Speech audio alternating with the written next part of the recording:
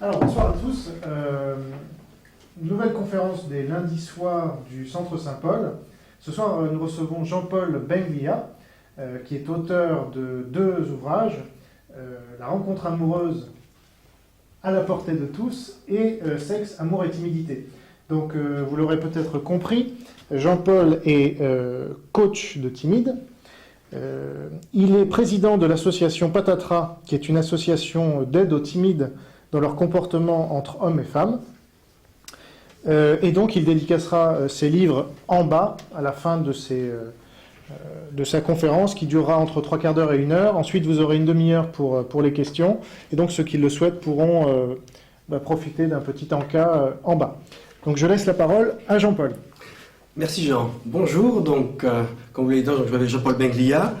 Donc, je suis un ex-grand timide qui a vécu la timidité, mais la timidité amoureuse, timidité avec les femmes. Et ça fait maintenant 7 ans que j'aide les timides, après m'être auto-guéri. Ça fait 7 ans que j'aide les timides, donc à travers un forum, à travers des séminaires, à guérir. Et donc, comme on vous l'a dit, j'ai écrit 2 livres, Sexe, amour et timidité, et puis La rencontre amoureuse à la portée de tous. Et aujourd'hui, alors pourquoi je développe donc le thème de cette conférence, c'est timidité amoureuse, nouvelles origines, nouvelles méthodes pour guérir. Alors pourquoi j'ai développé ma protothéorie ? Parce que tout simplement, quand j'ai commencé à regarder ce que disaient les professionnels, psychologues, psychiatres sur la timidité, je ne me suis pas reconnu. Je ne me suis pas du tout reconnu. Ils parlaient de complexe d'Oedipe, de failles narcissiques, de problèmes avec les parents. Et moi, quand j'ai analysé au départ ma timidité, parce qu'au départ tout vient d'une expérience personnelle, je ne me reconnaissais pas du tout. Et donc aujourd'hui, pourquoi ? Parce qu'aujourd'hui, c'est un ancien timide qui va vous donner une nouvelle théorie sur la timidité. Parce que les psychologues, pour donner une image, qui sont les psychologues ? Ce sont des personnes qui sont au-dessus du puits, qui regardent à l'intérieur et qui essayent de voir ce qui se passe, en questionnant, en observant, etc. Alors que moi, c'est pas du tout ça. Moi, j'ai été au fond du puits. Pendant des années, j'ai vu beaucoup de choses. Et donc, quand je suis remonté, maintenant, je viens vous raconter ce que moi, j'y ai vu. Voilà, donc c'est complètement différent, c'est du vécu. Voilà, et comme vous allez le voir, cela change beaucoup de choses dans la vision sur les origines de la timidité. Alors, on va faire déjà au départ un petit tour des origines supposées ou réelles proposées par les professionnels. Vous avez actuellement les psys et puis les scientifiques se partagent les recherches et les écrits sur la timidité en général, et souvent la timidité amoureuse est un petit meumis, c'est un petit chapitre en plus. Le seul ouvrage que je connaisse qui fasse référence dans le terme de timidité amoureuse, c'est le livre de Gilles Martin, qui est un psychologue américain, qui s'appelle Love Shyness et qui date de 1987, et qui a priori n'a pas eu de suite. Voilà, c'est la seule chose que j'ai pu trouver dans le thème qui nous intéresse aujourd'hui. Alors, quelles sont les origines principales données par les psychologues ? Dans leur théorie, une grande partie d'entre eux disent que ce sont des éléments extérieurs durant votre vie, votre enfance ou votre adolescence, qui vous ont perturbé et vous ont rendu timide. C'est ce qu'on appelle la théorie de l'acquis. Alors, qu'est-ce qu'ils donnent comme raison ? Vous avez l'éducation parentale. Votre entourage vous aurait encouragé par un discours des comportements inadaptés, aurait propagé votre perturbation et vous aurait rendu timide. Vous avez l'environnement socio-culturel, la religion, la société qui, pour telle ou telle raison, aurait bloqué votre comportement amoureux. Vous avez des traumatismes vécus, bien sûr, qui peuvent arriver, viol, être battu, des accidents, des maladies, etc., qui, par enchaînement, vous auraient recroquevillé sur vous-même et vous auraient rendu timide. Et une autre, dont je reviendrai plus tard, qui s'appelle le manque de confiance en soi, avec leurs dérivés, estime de soi, etc. Donc, ça sera à cause d'un supposé complexe, physique ou mental, où vous auriez développé une timidité avec les autres. Ensuite, vous avez les scientifiques. Les scientifiques disent, soit c'est héréditaire, c'est-à-dire ce sont vos parents qui vous ont transmis leur timidité. Ou alors, ça serait congénital, c'est-à-dire que vous naîtriez avec des problèmes qui vont créer un climat propice à devenir timide. C'est ce qu'on appelle la théorie de l'inné. Et donc actuellement, c'est le débat permanent entre l'inné et l'acquis, entre les psychologues et les scientifiques. Alors quelques commentaires sur ces deux théories. Pour la théorie de Linné, les observations suffisent à montrer que des parents timides n'engendrent pas nécessairement des enfants timides, et que des parents épanouis n'engendrent pas nécessairement des enfants épanouis, que la timidité peut arriver de partout, chez des bourgeois, chez des ouvriers, chez des juifs, chez des musulmans, chez des chrétiens, chez des blancs, des noirs, des violets. La timidité frappe n'importe où, elle n'a pas spécialement de base. Donc c'est pour ça que moi je reste assez sceptique. Celle de la vulnérabilité naturelle déjà est peut-être plus intéressante, on va y revenir. Ensuite vous avez la théorie de l'acquis, celle qui est la plus répandue et que vous devez connaître le plus. Moi cela fait 7 ans que je travaille avec des timides, mais quotidiennement, ce qui représente des milliers d'heures de travail, de discussion avec les timides. Et moi, grosso modo, dans 95% des cas, jamais un timide n'a vécu quelque chose de spécial, de dur, un traumatisme qui aurait pu engendrer une timidité grave comme moi je l'ai pu avoir ou que d'autres là qui sont bloqués complètement devant les permis, etc. Parce que soyons un petit peu sérieux, ce n'est pas parce que votre père vous a privé de dessert pendant 6 mois ou que votre mère a été un petit peu possessive que vous devenez complètement bloqué avec les filles. Il n'y a pas de raison, vous allez à l'école comme tout le monde, vous avez toute l'occasion de draguer, de vous épanouir, de discuter avec les copains, les copines. Et pourquoi vous restez sur le carreau? Et ça, on va essayer d'y revenir. Donc ces deux théories me laissaient sur ma faim. Je me disais, il y a peut-être des choses vraies, mais il manque quelque chose. Et moi, ce que je me suis aperçu, donc avec toutes mes heures de travail avec les timides, c'est qu'au-delà des raisons que donnaient les timides, donc c'est la faute à mes parents, c'est la faute à mon père, c'est la faute à pas de chance, c'est la faute au poisson rouge, etc. Moi, je me suis aperçu que ces timides avaient 3 dénominateurs communs dans leur comportement. Il y avait 3 paramètres qui leur provoquaient leur timidité. Et à tous, quasiment 99%. Et donc ces 3 paramètres, je les ai identifiés. Le premier, c'était qu'ils ne comprenaient absolument rien au jeu de séduction et de conquête. C'était des gens, mais hommes ou femmes, rien. Ils étaient incapables de construire, de savoir comment ça commençait, comment ça aboutissait. C'était complètement perdu, à côté de la plaque. La deuxième raison, c'est qu'ils étaient inconscients de la communication sexuelle qui se fait instinctivement entre hommes et femmes lors d'une rencontre amoureuse. La communication sexuelle, qu'est-ce que c'est? C'est la communication qui va faire comprendre entre un homme et une femme qu'ils sont intéressés sur le plan sexuel, amoureux. Donc c'est une communication qui est parallèle à notre communication socio-culturelle que nous utilisons tous les jours. Et la troisième chose, c'est qu'il était enfoui en eux des fausses croyances spécifiques au thème. On va y revenir. Des fausses croyances qui les bloquaient et qui leur faisaient voir eux-mêmes ou l'autre en face d'une manière totalement erronée. Et je me suis aperçu que quand j'arrivais à désintégrer ces 3 problèmes, une grande partie des timides redevenaient à la vie normale. Leur timidité se désintégrait par le seul fait de leur apprendre à draguer, de leur expliquer la communication sexuelle pour qu'ils la décodent, et puis leur faire désintégrer des fausses croyances. Et beaucoup de timides, petit à petit, en quelques mois, parfois plus d'1 an, leur timidité se désintégrait avec les filles ou avec les garçons pour après entrer dans une vie tout à fait normale, standard comme tout le monde, et avoir une vie amoureuse et sexuelle comme les autres. De là va naître cette nouvelle théorie, donc, qu'il faut mettre à côté de l'inné et de l'acquis. C'est la théorie que j'appelle la théorie du non-acquis. Alors, qu'est-ce que ça veut dire? Ça veut dire que, comment ça se passe? Nous avons, je suis schématique, nous vivons sur 3 périodes.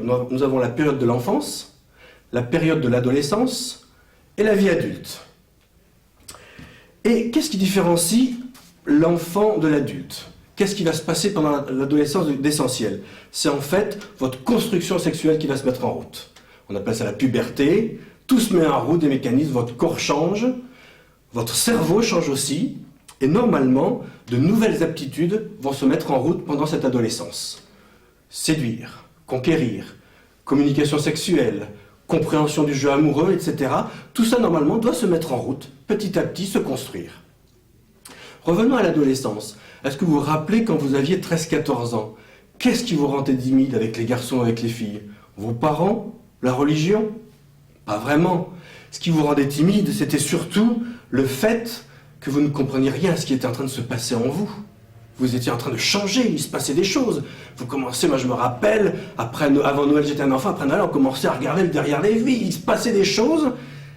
Et évidemment, va se mettre en route des connaissances. Et voilà, et le problème, c'est que normalement ces connaissances se mettent en route pendant l'adolescence, Et comme, pour rester dans le coup, il faut les assimiler, ces connaissances, vous ne les assimilez pas, et petit à petit, vous décrochez. Vous avez votre entourage qui commence à évoluer et à devenir des êtres qui comprennent leur sexualité, qui comprennent les comportements à avoir, et vous commencez à être en rade. Et petit à petit, vous vous détachez.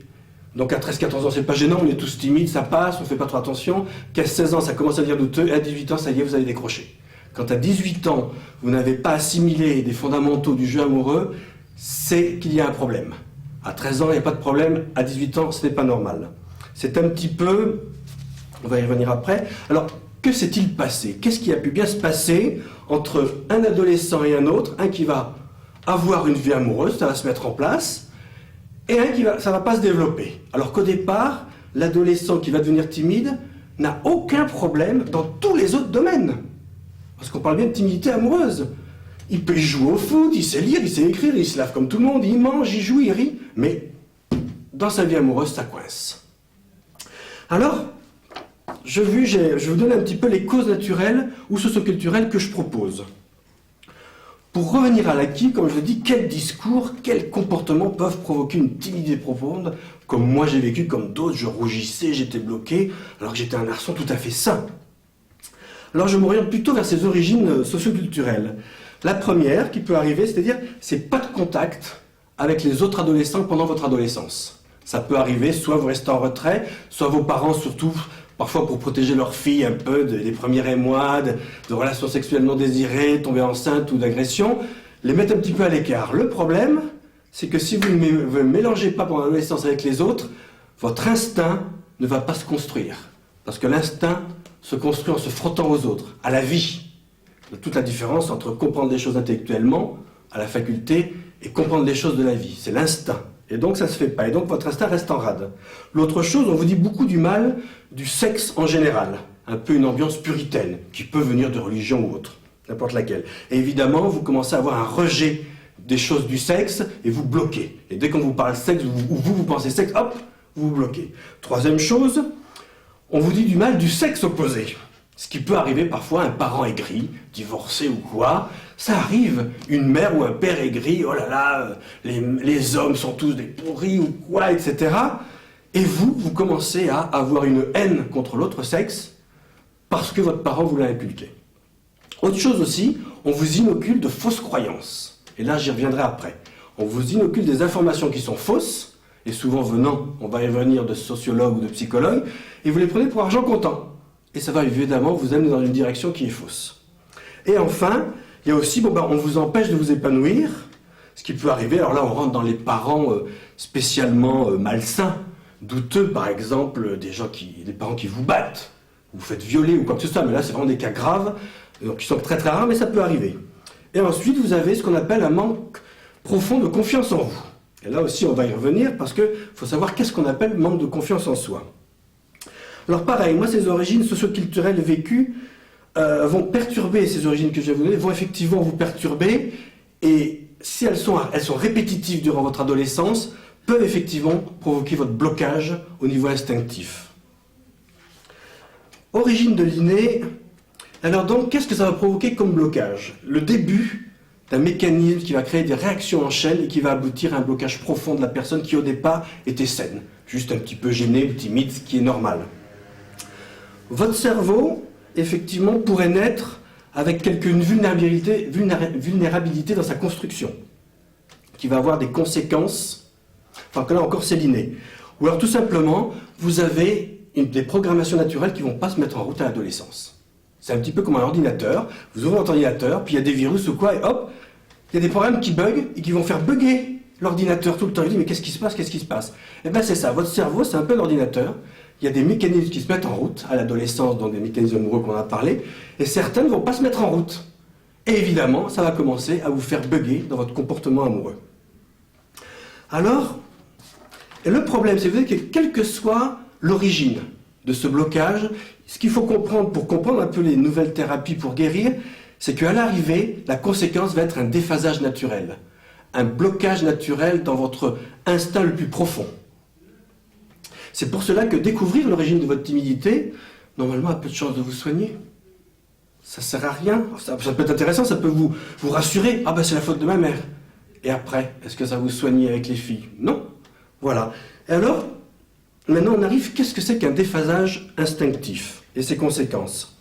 Donc il va y avoir un ou plusieurs facteurs innés ou socioculturels que je viens de vous dire, qui vont s'imbriquer et par effet boule de neige vont créer ce que j'appelle donc un déphasage naturel et chronique qui relèvera d'un problème naturel. Voici deux principaux déphasages qui vont être provoqués à l'adolescence, que moi j'ai vécu et que presque tous les timides vivent. C'est un, vous ne concevez pas l'instinct naturel, l'envie naturelle des autres. Vous ne concevez pas. Vous vivez dans un monde asexué. Les femmes n'ont pas d'envie. Moi, je n'avais aucune conscience que les femmes pouvaient avoir des envies sexuelles et donc envie de sortir avec moi. Je ne le concevais pas. Donc je vivais dans un monde, pas bisounours, mais un monde où il n'y avait pas de sexe. Et puis la deuxième chose, vous êtes totalement inconscient de la communication sexuelle qui se met en route à l'adolescence entre les hommes et les femmes pour leur dire leur intérêt sexuel amoureux. Et malheureusement, ces deux phénomènes qui sont invisibles vont créer une réaction en chaîne. Parce que par exemple, on parle de la communication sexuelle.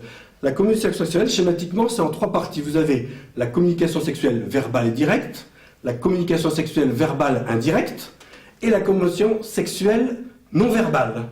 À partir du moment où votre cerveau ne comprend que la communication sexuelle verbale et directe, j'ai envie de toi, je t'aime ou quoi que ce soit, et qui ne comprend pas tout le reste, ben évidemment ça fait léger. Pour les filles encore ça passe à peu près, parce que comme les hommes ont dans leur comportement de cours une communication sexuelle verbale et directe en général, je te propose, etc., beaucoup de filles arrivent à s'en sortir. Malheureusement pour nos messieurs, les femmes étant ce qu'elles sont surtout dans le non-verbal et le verbal indirect, je peux vous dire qu'évidemment, vous ne comprenez quasiment rien. Et c'est pour ça que moi, pendant toute une grande partie de ma vie, je pensais que je n'intéressais pas les filles, parce qu'il y avait peut-être 4-5 filles dans ma vie qui avaient osé me dire « j'ai envie de toi » ou etc. Toutes les autres l'avaient dit, beaucoup d'autres l'avaient dit, mais en indirect et surtout en non-verbal. Et à partir de là, ben moi, je ne voyais absolument rien. J'ai pu voir mon cerveau a compris peut-être 0,1% des signaux et messages qu'ont pu m'envoyer les femmes pendant 25 ans de ma vie. C'est pour vous dire donc le handicap qui se met en route. Alors si encore, il n'y avait que ça. Mais le problème c'est que déjà, cet handicap instinctif, vous ne pouvez pas le comprendre par vous-même. Un aveugle ne comprend qu'il est aveugle jamais par lui-même quand il est aveugle. Il le comprend par les gens de l'extérieur qui lui disent « tu es aveugle, sinon tu me verrais, tu verrais ta mère, tu verrais les arbres, etc. » Et donc là il va comprendre qu'il est aveugle. Mais lui, au départ, il ne peut pas savoir qu'il est aveugle puisqu'il naît aveugle. C'est les gens de l'extérieur qui vont lui dire. Ben, le problème de la communication sexuelle, de l'incompréhension de la perception, si on ne vous l'explique pas, eh ben, vous continuez à planer au milieu des hommes ou des filles. Et voilà, comme ça. Voilà, et donc c'est une des choses que je travaille beaucoup. Et évidemment, si vous êtes inconscient du problème, vous êtes dans l'impossibilité de le résoudre. Car comment résoudre un problème dont vous n'êtes pas conscient? Vous traînez un boulet avec vous, vous dites quelque chose quelque part qui ne va pas. Combien de fois je me dis, il y a quelque chose qui cloche chez toi, Jean-Paul? Mais impossible de trouver. Impossible de trouver. Et donc j'ai fini par le trouver. Et alors, le problème, c'est que si encore ça s'arrêtait là, juste une vulnérabilité dans la communication sexuelle, on pourrait s'en sortir. Malheureusement, cela va créer ce que j'appelle un effet domino. Premièrement, vivant votre entourage de manière asexuée, vous êtes passif. Et surtout, vous avez une gêne à communiquer votre propre envie. Vous avez une gêne et donc vous ne faites rien. Vous dites, oh là, le dialogue sexuel, c'est pas bien et tout. Parce que vous êtes complètement inconscient. Donc vous ne faites rien, vous vous rétractez à extérioriser votre envie sexuelle.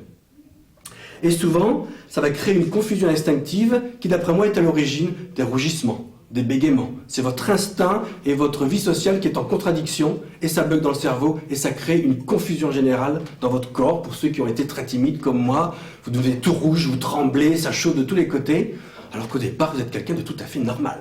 D'accord? Donc c'est l'instinct qui commence à se frotter à la réalité, et ça ne va pas. Ensuite, vous avez, comme vous êtes inconscient de cette discussion sexuelle entre vous et l'autre sexe, et bien évidemment, vous êtes à côté de la plaque. C'est comme si, je prends un exemple, vous êtes dans une soirée, et puis vous discutez avec quelqu'un, et tout ça, puis la personne vous répond à côté, ou un peu n'importe quoi, vous dites, celui-là, il va pas bien, puis vous allez voir votre copain, votre copine, vous allez celui-là là-bas, là, il va pas bien, il dit, bah oui, il est sourd. Ah oui, d'accord, et oui, si tu veux lui parler à lui, il falloir que tu fasses le langage des signes. Et là, tu vas voir, il va bien comprendre. Et bien, c'est un peu ça. Un homme et une femme qui n'ont pas de communication sexuelle, qui sont à côté de la plaque, eh bien, ils planent. Donc, on leur envoie des signaux. On leur envoie, on leur dit, tiens, tu me plais, etc., en signaux. L'autre en face, n'étant pas au courant, il ne réagit pas, ou il réagit en retard, vous êtes déjà passé à autre chose. Et évidemment, ça désynchronise tout. D'accord? Deuxième. Troisième, c'est les créations de fausses croyances. Alors vous avez deux sortes de fausses croyances, maintenant ils appellent ça les croyances limitantes, pourquoi pas. Vous avez acquises et autoconstruites. Les fausses croyances autoconstruites, ce sont les croyances que vous allez vous-même vous inventer parce que vous avez une mauvaise analyse de ce que vous vivez. Par exemple, comme vous ne savez pas draguer, je crois que pour les filles ça peut marcher, les filles vous disent toujours non, parce que vous vous y prenez mal, et donc vous vous dites, ben je suis pas fait pour les filles. Voilà une fausse croyance. Ben oui. Mais moi, ça m'est arrivé. Je me dis, vous vous rendez compte que je me suis dit, quand j'étais adolescent, je suis peut-être fait pour être curé. Eh oui, ben oui, je me disais, attends, t'es un homme normal, manifestement t'es pas homosexuel, t'as pas envie de sortir avec des hommes, et t'es pas fait pour les filles, puisqu'elles veulent pas sortir avec toi. Et donc je me disais, tu dois être fait pour être curé. Je me dis, mais non, pourtant j'ai envie d'aimer une femme dans les enfants. Donc c'était la confusion, pour vous dire à quel point on peut inventer n'importe quoi, parce qu'on ne comprend pas ce qui se passe. Et souvent, vous allez voir que les timides créent des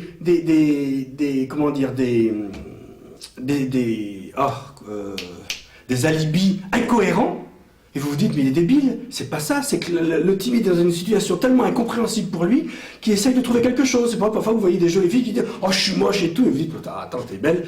Mais parce qu'elle comprend pas, elle aussi, elle a des problèmes pour avoir des copains. Et donc elle se dit, il y avait quelque chose qui cloche quelque part, donc c'est peut-être le bout sur le nez, la petite dent qui a une carie là, etc. On trouve n'importe quoi comme excuse, et Dieu sait que moi, je me suis inventé des choses, parce que j'avais des taches de rousseur, c'est pour ça que je fais n'importe quoi. On est complètement perdu parce qu'on ne comprend pas ce qui se passe. Ensuite, vous avez... alors voilà, donc je vais prendre trois fois... Ah oui, alors vous avez la fausse croyance acquise. C'est-à-dire que ce sont des personnes de l'extérieur qui vont vous faire croire certaines choses. Et là, par exemple, je vais en prendre une qui est la plus grave. J'en ai pris 3 pour les hommes et 3 pour les femmes. Moitié-moitié pour les hommes. Alors, la plus grave que je remarque chez les hommes, c'est qu'on vous dit qu'une femme libérée est un homme comme les autres. Alors ça, je fais une petite aparté sur ce qu'on appelle la théorie du genre.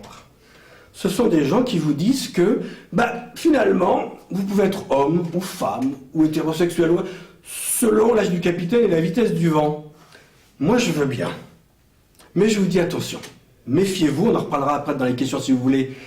Ces gens-là, moi je vous dis attention, un adolescent, une adolescente ne sont pas des êtres aléatoires, qui selon au gré du vent, tiens, qu'est-ce que tu fais toi Sophie, tu deviens un homme? Je sais pas, je vais voir, tu sais, il paraît que sinon je risque de pas tomber, etc. Non, un adolescent est un homme en construction. Une adolescente est une femme en construction. Après qu'à l'intérieur de chacun, il y ait des cas particuliers, un pourcentage d'homosexuels ou de transsexuels, on pourra en reparler après. Pour moi, le transsexuel est une preuve flagrante que la théorie du genre ne tient pas la route. Mais on en reparlera après. Donc voilà, pour moi, et donc ces gens-là avec pour moi des âneries, je m'excuse, vont perturber les adolescents, et surtout plus les hommes que les femmes, parce que quand on dit à un homme que la virilité n'est qu'un concept culturel désuet et que les femmes n'en veulent plus, eh bien, c'est extrêmement grave, puisque moi je démontre depuis 7 ans que la virilité est la base de tout succès auprès des femmes. Donc évidemment, si on dit aux hommes de ne pas être virils, on bloque leur virilité, et les femmes, il n'est pas viril, celui-là, ils vont voir ailleurs. Et ça, c'est flagrant, c'est bien un truc que j'ai remarqué pour moi comme pour les autres timides, la base de tout succès auprès des femmes est la virilité. Donc quand j'entends des gens, et puis c'est pas n'importe qui comme gens, ce sont des sociologues diplômés, qui ont des barrettes partout, comme les anciens généraux de l'Union soviétique, profs de conférences, maîtres et tout ça, et ils vous sortent des âneries, mais je vous rappelle quand même, quoi qu'on puisse en penser, qu'à ce jour, ils n'ont jamais été capables de démontrer leur théorie. Nulle part dans le monde. On retombe toujours sur des femmes qui sont des femmes et des hommes qui sont des hommes. Ou alors ils prennent un cas particulier et ils disent, voyez, si les choses étaient différentes, tout le monde serait pareil. Alors j'attends toujours. Vous savez, ça fait 7 ans, quand je tombe sur des gens qui me disent ça, je leur dis, eh bien écoute, présente-moi une femme qui soit un homme et on va la tester. Jamais eu de réponse. Jamais. Bon, tout le monde s'est tu, qu'il soit féministe ou quoi, ça s'arrêtait. Une fois, j'ai un copain qui était écrivain, et on discute, il faut, il faut sortir le dimanche après la messe, Jean-Paul. Moi, je connais des endroits à Toulouse où les femmes ceci, les femmes cela. Ah bon? Écoute, ça tombe bien. Dans 3 semaines, je vais voir ma cousine à Toulouse. Donne-moi les endroits où à Toulouse, les femmes ceci, cela. Je vais aller vérifier par moi-même. J'en ai jamais vu. Et bien, vous savez quoi? Il m'a jamais dit où étaient les endroits. Et vous savez pourquoi? Parce qu'en fait, il s'était imprégné d'un fantasme. Et puis, il croyait ce qu'on lui disait. Et donc, il était persuadé que des femmes étaient des hommes. Et quand je lui ai dit, je lui ai mis devant la réalité, pouf! Ça s'est écroulé. comme j'avais réussi, je vous en parlerai après, désolé, à déstabiliser une féministe qui avait 30 ans de conférencière, depuis 30 ans, une féministe pure et dure, en 5 minutes, je l'ai déstabilisée. Mais on en reparlera après si vous voulez. Pour vous montrer à quel point c'est une théorie qui ne tient pas la route, mais qui est surtout, dans ce qui nous concerne, qui est dangereuse. Donc moi je dis aux parents ou aux adolescents ou même aux gens, éloignez-vous de cette théorie, elle est nuisible. Elle peut être intéressante quand on étudie à l'université, mais pour les adolescents qui sont en train de se construire, elle est dangereuse. On y reviendra plus tard si vous voulez. Ensuite vous avez une autre fausse croyance chez les hommes, c'est croire que les femmes sont toutes des saintes. Ça, je peux vous dire que tous les timides au départ le pensent, moi je l'ai pensé. Ah oui, les filles, oh là là, oui, tout ça, parce qu'on voit rien, évidemment, puisque comme on est asexué, on ne vit pas, on ressent pas l'envie sexuelle que par une femme, et comme on est timide, on ne sort pratiquement jamais avec des femmes, et comme elles disent tout le temps, elles sont souvent un petit peu saintes-nitouches, genre non, mais nous, les femmes, etc., etc. Donc nous, on se fait des films, et on se dit, les femmes sont des saintes. Et le problème, c'est que si vous pensez que les femmes sont des saintes, ben, vous les comparez un petit peu à des bonnes sœurs. Et bien sûr, on ne va pas draguer des bonnes sœurs. On ne dit pas son avis des bonnes sœurs. Ça ne se fait pas. Elles ont fait vœu de chasteté, c'est tout à fait normal. Mais les femmes n'ont pas fait vœu de chasteté. Et donc ça nous bloque dans l'extériorisation de notre désir sexuel. Et évidemment, si on ne désire pas la femme ne se sent pas désirée. Et le fait que la femme ne se sente pas désirée est un des cas d'insuccès majeur avec les femmes. Une femme doit se sentir désirée quand on entame notre cours. Sinon, il y a un problème. Troisième chose pour les garçons, c'est penser que draguer, c'est très lourd. Moi aussi je l'ai pensé. Combien de femmes disaient « Oh nous on en a marre d'être dragués par les mecs, et tout ça, et nous, comme on est perturbés, on prend ça pour un gens content. » Et évidemment, ben, on se dit « Oh non !» Et alors on arrive à l'équation terrible, draguer égale ne pas respecter les femmes. Et ça c'est terrible, parce qu'on dit « Non, je ne vais pas la draguer, je ne vais pas la respecter. » Et donc le problème, comme le dit, et là je reprends la phrase de Franck Dubos, c'était dans, je ne sais pas si c'était dans Camping ou dans ses sketchs, il dit « Tu dragues pas, tu baisses pas !» Eh bien oui. Donc encore une fois, une fausse croyance, le timide ne drague pas, mais le problème c'est que si tu dragues pas, il ne se fera quasiment rien sauf miracle. Pour les femmes, parce que les femmes sont aussi, elles aussi sont timides. Hein. Alors même si elles sont différemment, elles aussi, moi j'ai beaucoup de femmes qui viennent, beaucoup de femmes ont des problèmes, etc. Pareil. Les femmes aussi, c'est aussi un peu issu encore du socio-culturel, c'est qu'être sexy pour une femme, c'est soit être une femme facile, soit être un objet sexuel soumis aux hommes. Alors ça c'est terrible. Alors évidemment les femmes se disent « Ah mais non, moi je veux pas être une femme facile !» Et surtout pas un objet sexuel soumis aux hommes. Et donc elles désactivent leur féminité. Et le problème, c'est comme j'explique aux femmes depuis plusieurs années, si vous ne rayez pas l'intérêt de l'homme, il ne va pas venir vous courtiser. Donc là, cette femme-là casse le jeu de séduction dès le départ. Et ça, il faut qu'elles comprennent les femmes. Si t'es pas féminine, parce qu'elles disent « Ah oui, la beauté intérieure, c'est beau, c'est beau. » Après, moi je dis aux femmes, d'abord la beauté extérieure, et quand le mec vient après, vendez-lui votre beauté intérieure. Mais l'inverse, je peux vous dire, ça marche pas. Donc voilà, ça c'est une chose, les femmes doivent être femmes. Une vraie femme n'est ni un objet sexuel, ni une femme facile, c'est une femme qui met en route sa stratégie de femme. Ensuite, vous avez, elles pensent que c'est l'homme qui fait tout le boulot.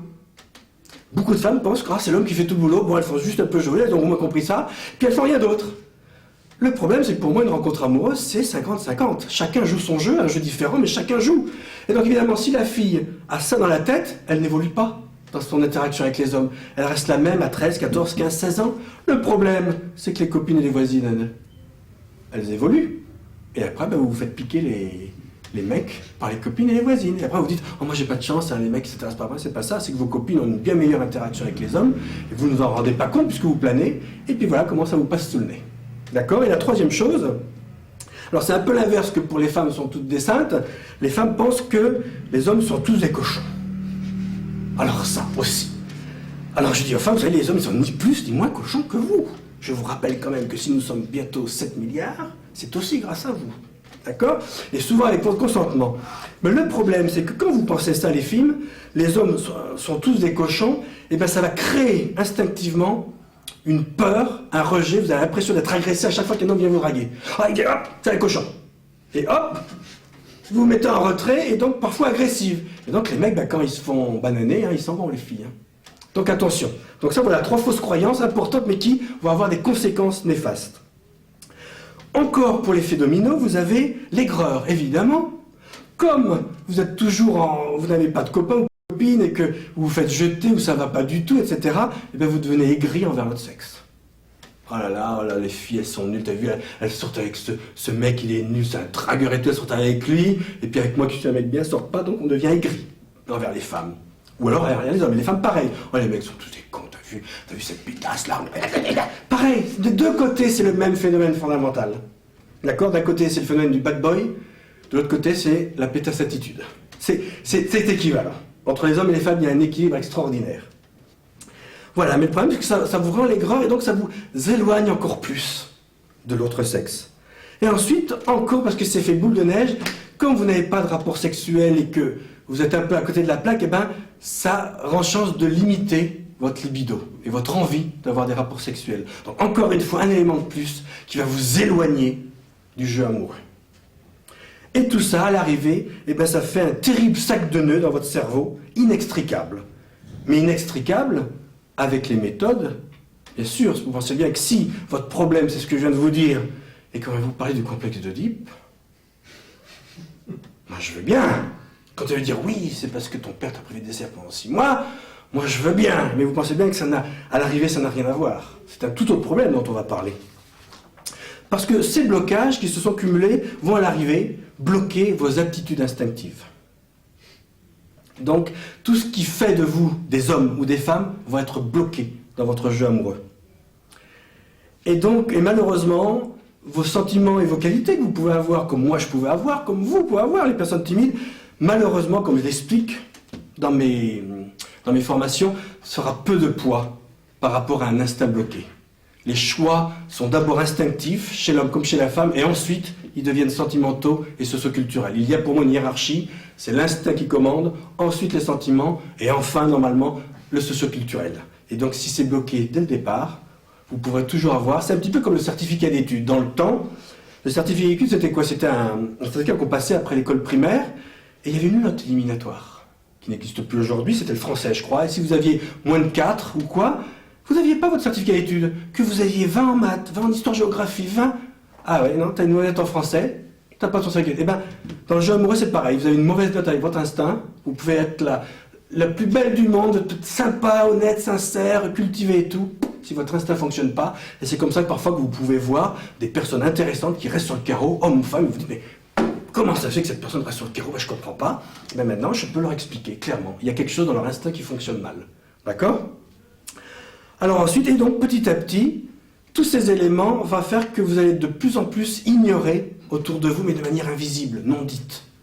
Et vous rentrez dans la spirale de l'isolement, petit à petit. Donc quand à 13 ans, ça va à peu près, il y a les copains et tout, 14, 15 ans, 16 ans, 20 ans, et vous vous éloignez. Le fossé se creuse entre vous et l'autre sexe, et parfois de manière définitive. Alors, à partir de là, comment aider une personne qui est déphasée sur le plan instinctif? Et là, il faut bien reconnaître qu'il y a un vide au niveau des professionnels. Moi, je ne connais pas de psychologue, vous allez les voir, vous dites, vous faire votre formation en séductionnologie, je vais vous apprendre à draguer. Peut-être que d'homme à homme, il va vous donner des petits conseils d'homme, mais à ma connaissance, j'ai cherché, il n'y a pas de psychologue qui vous apprenne à draguer. Il n'y a pas de psychologue qui parle de communication sexuelle, d'instinct, etc. En France surtout. Chez les anglo-saxons, ils sont beaucoup plus avancés déjà, ça commence à ce qu'on appelle des évopsies. Et donc évidemment, bon, il y a eu, et c'est pour ça je crois qu'il y a eu un énorme développement de ce qu'on appelle les coachs en séduction. Ces dernières années, ça a fleuri de tous les côtés. Pourquoi? Parce que tout simplement la nature a hors du vide. Pour moi, les psys, au niveau de la timidité amoureuse, ont échoué.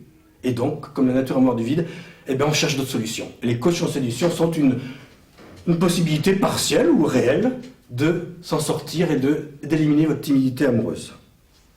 Ensuite, on va revenir un petit peu à l'idée de confiance en soi. Moi, je crois que l'idée de confiance en soi... Alors, on va vous dire, les psys vont vous dire, oui, un manque de confiance en soi, estime de soi, mais il faut quand même comprendre une chose, c'est que comment voulez-vous avoir confiance en vous si vous ne savez pas ce que vous devez faire, pourquoi vous devez le faire, comment vous devez le faire et où vous devez le faire?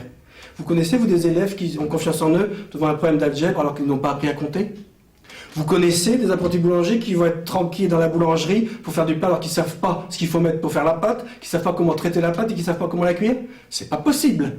La confiance en soi doit être, pour parler d'un problème de confiance en soi, il faut d'abord se baser sur un apprentissage. Tu apprends quelque chose et après, si tu n'arrives pas à le reproduire ou quoi, alors on va pouvoir éventuellement parler de problème de confiance en soi.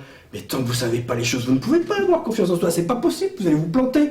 Moi, quand on me dit « Oh, elle est timide, allez, bougez-vous un peu là, allez, enfin, un peu de caractère », c'est comme si vous disiez à un homme qui est au milieu d'un champ de mine « Allez, sors du champ, enfin, dépêche-toi ».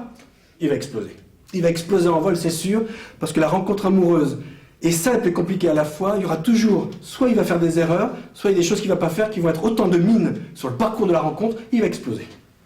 Donc il n'arrivera jamais au bout et il va évidemment laisser tomber. Alors moi, la méthode, ben, c'est quoi?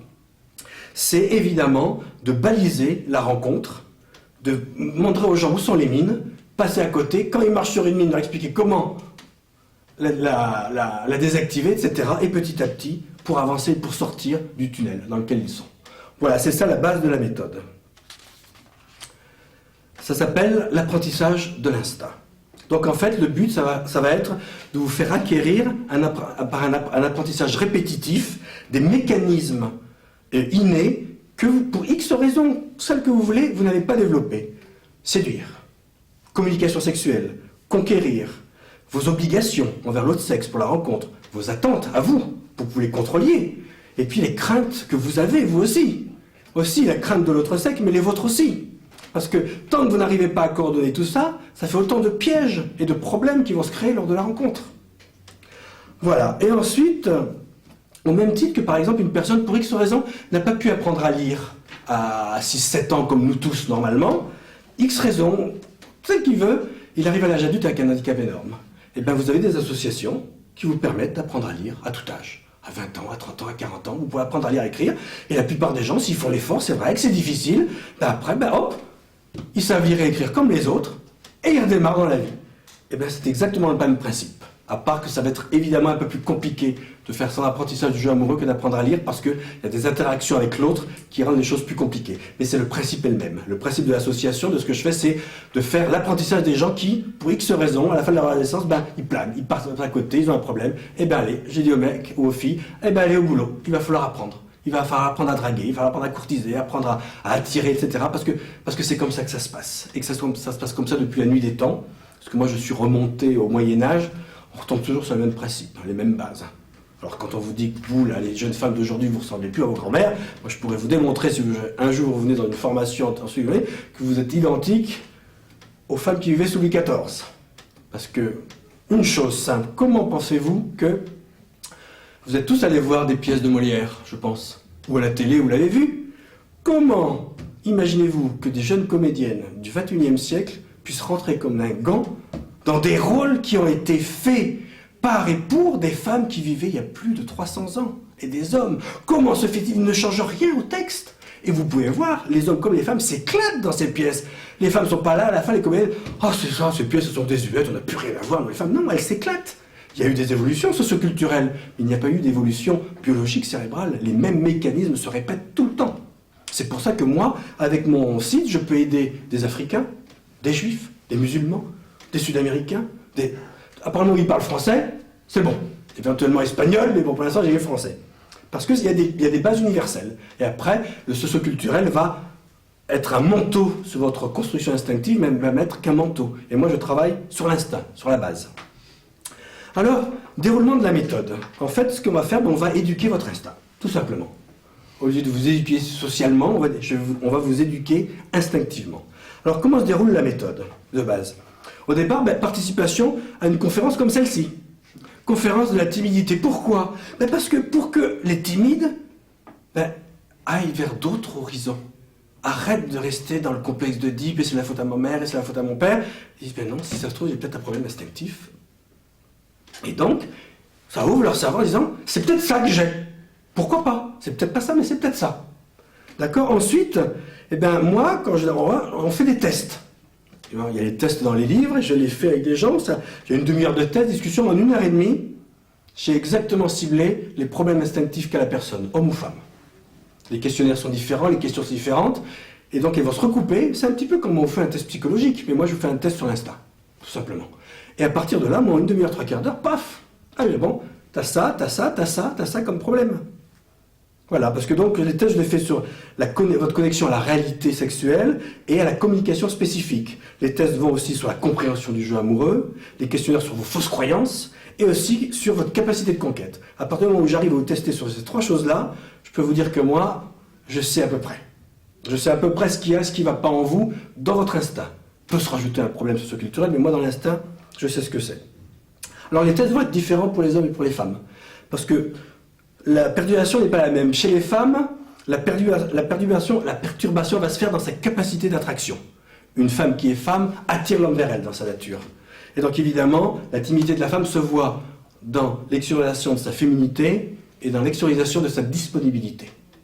Alors que la timidité de l'homme va se faire dans sa capacité d'action, c'est-à-dire sur l'extériorisation de sa virilité et de sa cohérence. Vous n'avez jamais entendu, jamais les hommes n'ont dit en voyant une fille « Ah, t'as vu, elle ne nous invite pas à boire un verre, elle ne nous invite pas à danser, elle est timide ». Jamais vous entendrez des hommes dire ça. Ce n'est pas dans notre conception de la timidité de la femme. Nous, on va plus dire peut-être vous êtes une femme timide, elle dit non pour aller danser, elle baisse les yeux comme ça. Ça, c'est une femme timide. Mais on ne dira jamais que vous êtes timide parce que vous ne nous avez pas invité à boire un pot. Par contre, vous, les filles, quand les mecs ne vous invitent pas à danser ou à boire un pot, vous dites tiens, lui, il est peut-être timide, t'as vu, il ne nous invite pas à danser. Hein. Donc, c'est pas du tout. Votre vision de la timidité de l'homme n'est pas, nous, notre vision de la timidité de la femme. Et donc, évidemment, les tests doivent être différents. D'accord? Ce qui n'empêchera pas l'arrivée d'apprendre comment fonctionne un homme et apprendre comment. Donc on arrive après, on recoupe les deux, ça se retrouve. Ensuite, voilà. Donc ça va provoquer tout ça un brainstorming. Dans votre cerveau, vous allez vous remettre en cause, vous allez réfléchir, etc. Par exemple, je prends un exemple qui n'a rien à voir, qui m'est arrivé. J'ai fait du ski, j'ai appris à skier, j'étais tout petit, enfin j'avais 7-8 ans, donc j'ai appris. J'étais un bon skieur, mais bon, j'étais fléchette. Je connaissais les niveaux, vous avez les étoiles, fléchettes, bronze, argent, or. J'étais fléchette. Bon. Ça, bon, très bien. Puis un jour, je vais travailler en station, et puis j'ai travaillé dans un restaurant où il y avait les moniteurs qui venaient. J'avais fait amitié avec elle, il me dit, bah, tu pourrais me donner un cours, un de ces quatre, pour montrer, j'ai l'impression qu'il y a quelque chose qui ne va pas dans mon ski. Mais ok, on va faire le cours, il descend 100 mètres plus bas, puis il dit, vas-y, descends. Puis il me regarde, puis il s'arrête, il me dit, bah, d'accord, bah, écoute, tu skis pas mal, mais tu as deux gros défauts. Un, tu prends appui sur les talons, alors qu'il faut pas appui sur les tibias. Et deux, tes bras et tes bâtons partent dans tous les sens alors qu'ils doivent être proches du corps. Il m'a fait prendre conscience de deux problèmes fondamentaux dans mon manière de skier. À partir du moment où j'ai pris conscience de ces deux phénomènes, que je les ai travaillés, 2 mois après, je passais mon chamois d'argent. Ce qui relève déjà d'un très bon niveau de ski. Donc vous voyez comment en 2 mois, je suis passé à un niveau où je patauge à un très bon niveau. Et bien c'est le même principe. Il y a des personnes qui sont potentiellement, il ne manque pas grand-chose, il y a 1 ou 2 problèmes de fond, si on arrive à les résoudre, paf, en quelques mois, paf, tout se débloque. Et parfois, moi j'ai réussi des miracles, vous pouvez aller sur mon site internet, des miracles, en quelques mois, des gens complètement bloqués qui sont sortis. Parce qu'il n'y avait pas d'autres problèmes à côté, il n'y avait qu'un problème instinctif, et ça, je peux aider à le guérir à 100%. S'il y a d'autres problèmes qui se rajoutent, alors après, c'est autre chose, on voit. Donc voilà. Voilà ça. Ensuite, après, ben, évidemment, je leur dis de lire, évidemment, ce livre. Pourquoi ? Mais parce qu'à ma connaissance, mais c'est un témoignage unique. Je n'ai pas encore trouvé sur Internet, comme je vous dis, le seul livre qui parle vraiment de la timidité amoureuse, c'est Gilles Martin, qui a un livre, c'est un psychologue qui date des années 80. Alors que là, c'est intimide, c'est une expérience unique qu'on vous raconte dans ce livre. Je raconte ce qui m'est arrivé et après j'explique pourquoi. Enfin, je donne en tout cas une explication pourquoi ça m'est arrivé, pourquoi ça m'a duré si longtemps, malgré le fait que j'étais quelqu'un de très dynamique à côté de, mis à part avec les filles, etc. Et puis, il met en place une méthode. Donc, ce livre vraiment permet aussi un bon brainstorming. Ensuite, eh ben, je propose de suivre une formation, ce que j'appelle une formation en séductionnologie. Je peux vous dire ça, une fois, je fais une conférence et je parle séductionnologie. Il y avait un psychologue. Ah! Qu'est-ce qu'il raconte? Ça nous est réservé ces mots-là et tout ça. Il était fou. Comme si je lui ai dit, bah, écoutez, vous avez qu'à le faire avant moi.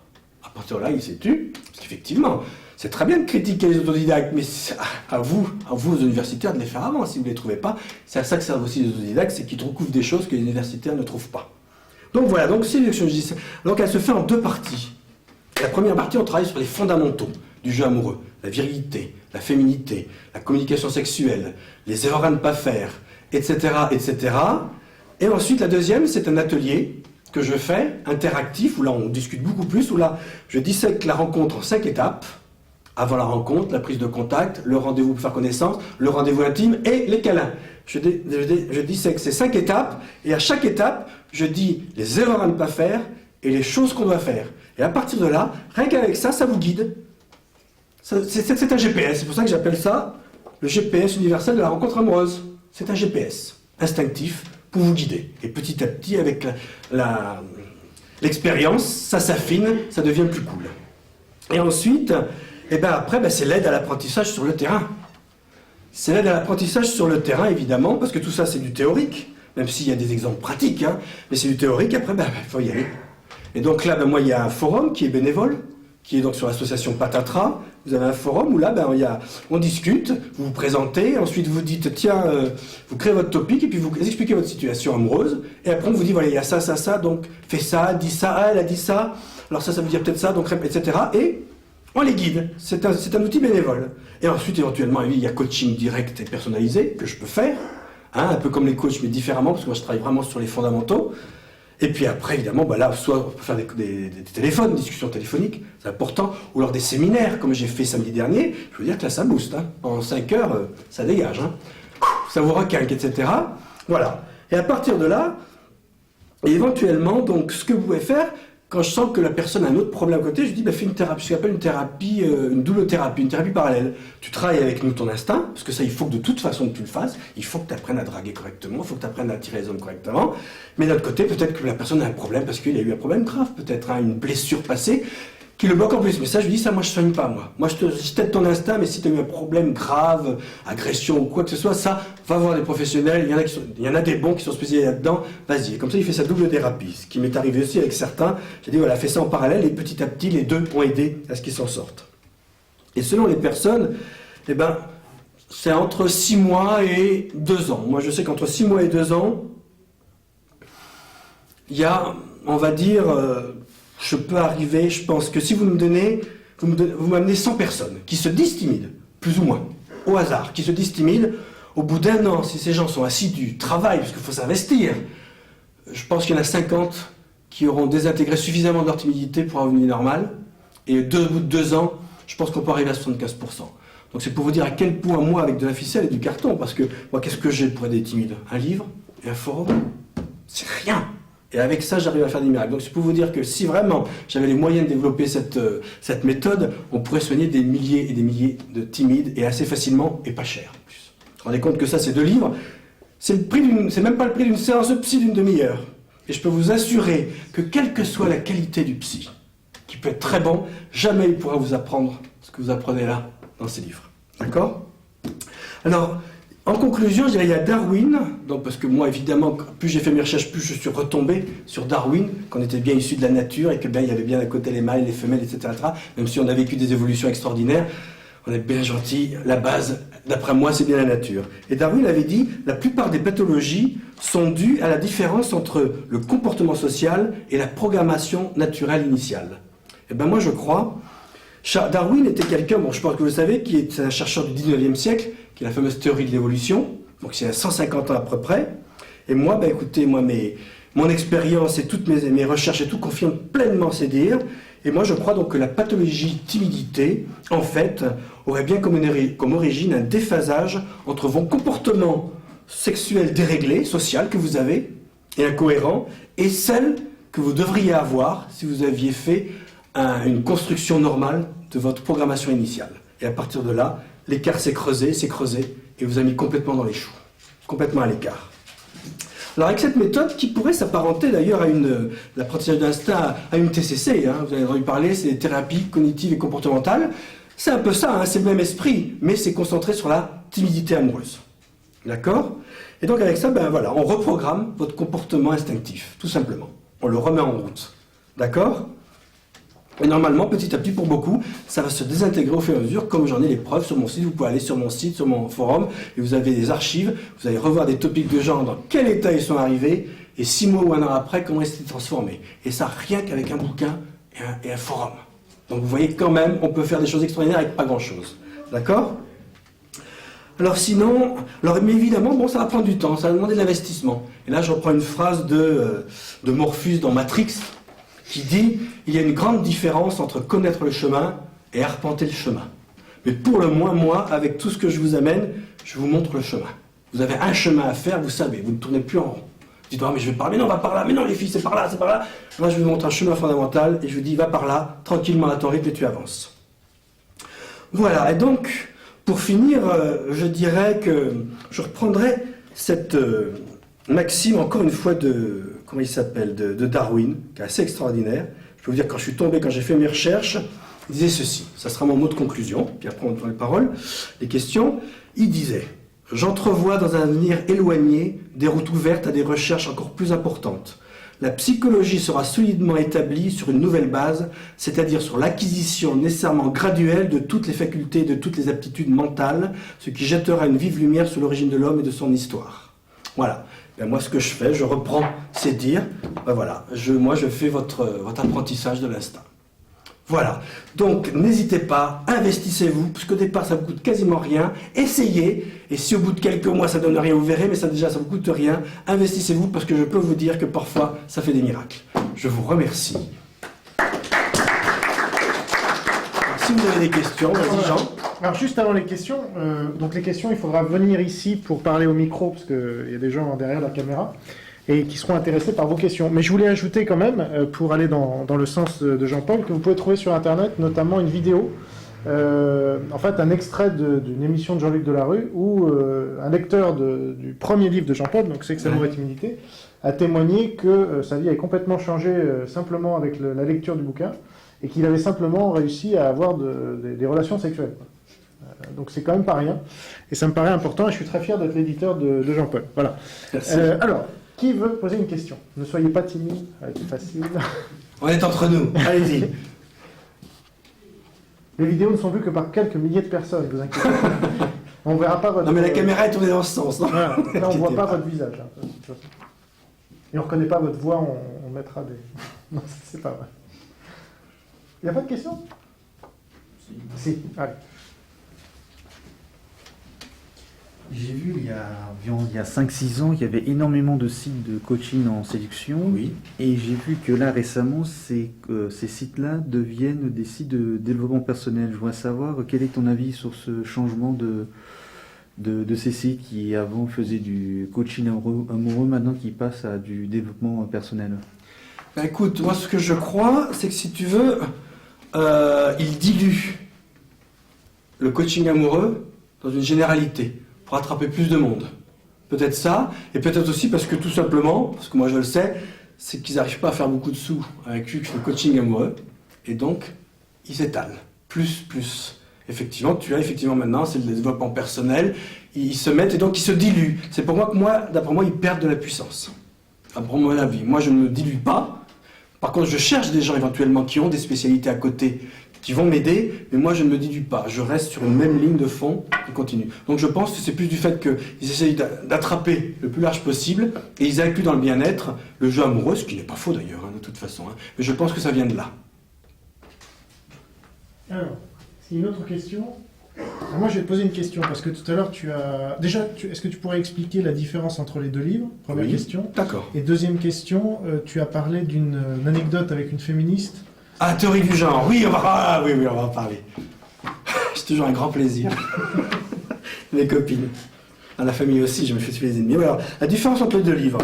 Celui-là, on va dire, c'est le livre mère, le livre de base. Je raconte mon histoire, donc ma biographie.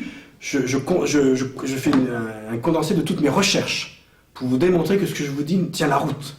Que je ne suis pas le seul à penser ce que je pense. Que dans ce que j'ai découvert moi-même, eh ben, je suis retombé sur des réalités. Et puis il y a un début donc d'enseignement. Donc ça c'est le livre de base. Celui-là en fait c'est quoi? C'est en fait un affinement. Ça c'est de la formation en séductionnologie pure. Il n'y a que ça dedans. Je ne raconte pas mon histoire, je ne repars pas sur les théories des gens des uns et des autres. Je fais la formation en séductionnologie. Je reprends ce que je raconte dans mes séminaires. Donc les fondamentaux du jeu amoureux, virilité, féminité, etc. Et puis l'atelier.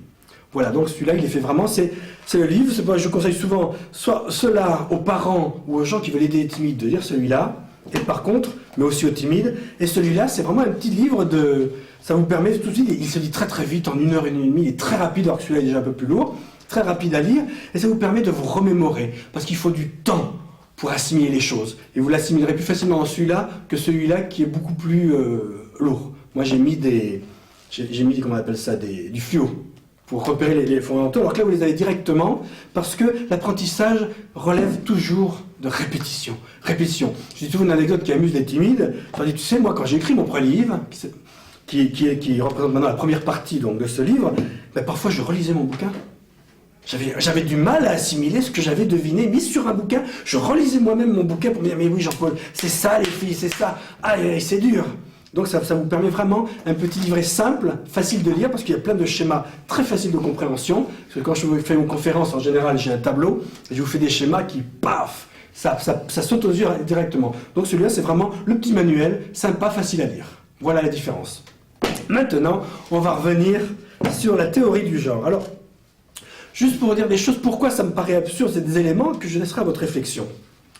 Quand on dit aux gens que ils peuvent devenir homosexuels, hétérosexuels selon leur choix, c'est un choix socioculturel, on vous l'a imposé ou quoi que ce soit, ces gens-là sont en train de dire aux homosexuels qui ont tant souffert de leur homosexualité, et qui en souffrent encore, même si les choses sont arrangées, tant mieux, ils sont en train de le dire aux homosexuels, vous êtes un peu nuls, hein. Franchement, à l'adolescence, vous auriez pu choisir la culture hétérosexuelle, ça vous aurait évité de galérer toute votre vie. Ou alors c'est des masos. Ben oui, ils savent qu'être homosexuel c'est difficile, non, j'insiste, je veux être homosexuel. Non, c'est n'importe quoi. Moi j'ai déjà côtoyé des homosexuels régulièrement, ils sont ni masos, ni abrutis. Ils sont homosexuels puisqu'ils sont nés comme ça, et qu'on ne peut pas y changer. Et puis, la deuxième chose aussi, les transsexuels. Parce que qu'est-ce que c'est schématiquement un transsexuel? Pour moi, hein, c'est une personne qui a soit une configuration, un fonctionnement cérébral d'homme dans un corps biologique de femme, ou un fonctionnement cérébral de femme dans un corps biologique d'homme. C'est coupé en deux, d'où la problématique et la perturbation générale. Et qu'est-ce qu'on fait pour les aider, ces gens-là? Est-ce qu'on change leur cerveau? Non, on ne peut pas. On change leur corps. On change leur corps. Alors si encore, on ne changeait que le corps à coup de bistouri, très bien. Mais qu'est-ce qu'on fait en plus et qui prouve bien qu'une femme est une femme et un homme? On leur injecte des hormones. Ce qui montre bien que la plastique, il n'y a pas que ça qui différencie l'homme de la femme. Il y a aussi un fonctionnement biologique qui fait que les femmes vont avoir des réflexes de femme. Une main de femme n'est pas une main d'homme. Les yeux de femme ne sont pas des hommes. Une langue de femme n'est pas une langue d'homme. Etc., etc. Les oreilles. Nous vivons la vie différemment. Nous vivons la rencontre amoureuse différemment. Donc ça, c'est pour vous dire que le transsexuel, moi, il a preuve. Et quand vous avez les témoignages transsexuels, ils vous disent pas, oui, j'étais un petit garçon et puis mes parents m'ont mis des robes, m'ont donné des jouets de filles. Non, ils disent pas ça. Ils vous disent pas ça. Ils vous disent que non, on m'habillait du même que le sexe que j'avais, mais je me sentais pas bien. Ils disent tous qu'ils ont été piégés par la nature. Donc ça, pour moi, les transsexuels sont bien une preuve que la théorie du genre ne tient pas la route. Et maintenant, un exemple concret.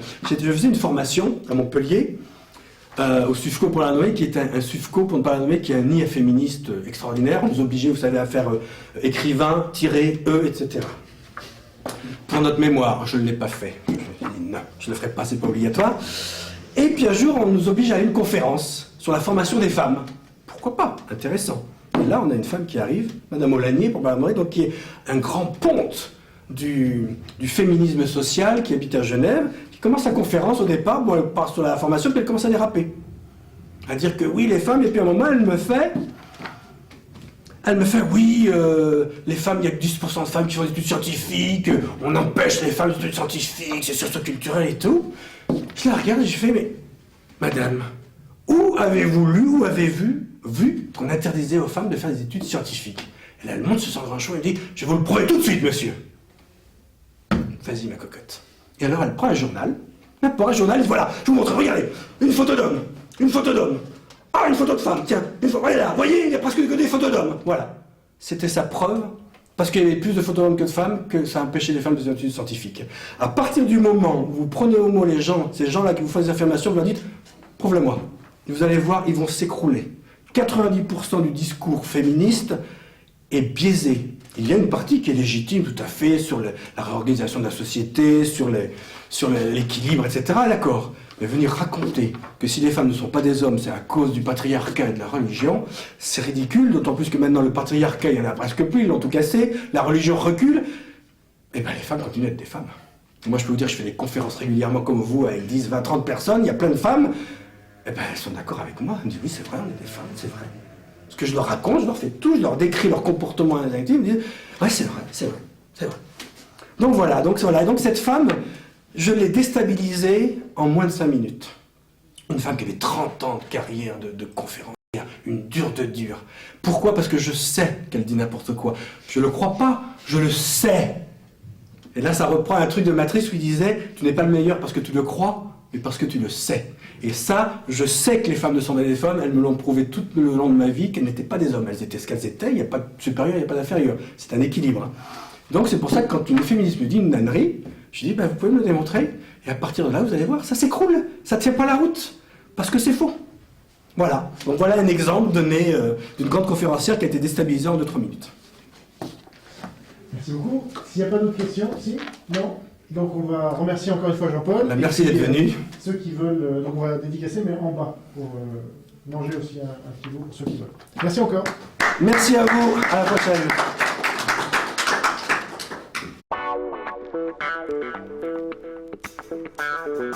Wow.